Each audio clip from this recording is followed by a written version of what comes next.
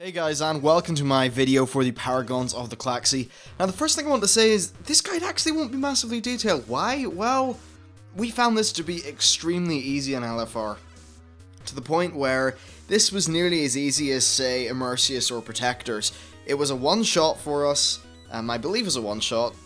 Yeah, something like that. Basically, it was just an extremely easy fight, and that might seem crazy to you, because these guys have got so many different abilities and things like that. But because there's so many abilities, and this is LFR difficulty, what Blizzard did is they just nerfed them all into the ground because it's better than this boss just being impenetrable to LFR, I suppose.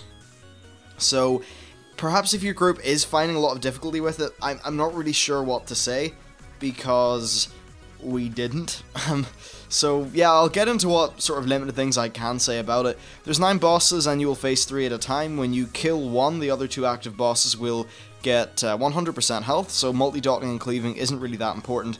They will also get an extra 10% damage done, which ends up not really amounting to much. Even though there are 9 bosses, we still didn't have any struggles near the end.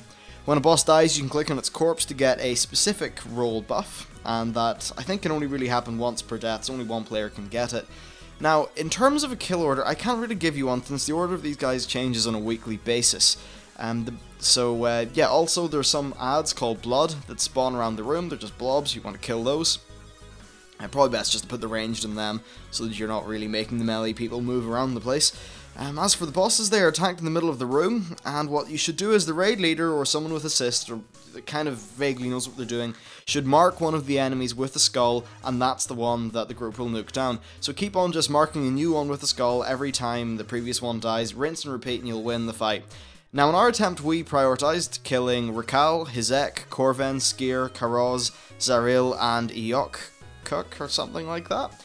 And then the last 2 were just nuked down because there was only 2 remaining. Now I get the feeling the order doesn't really matter that much because none of them even came close to killing us.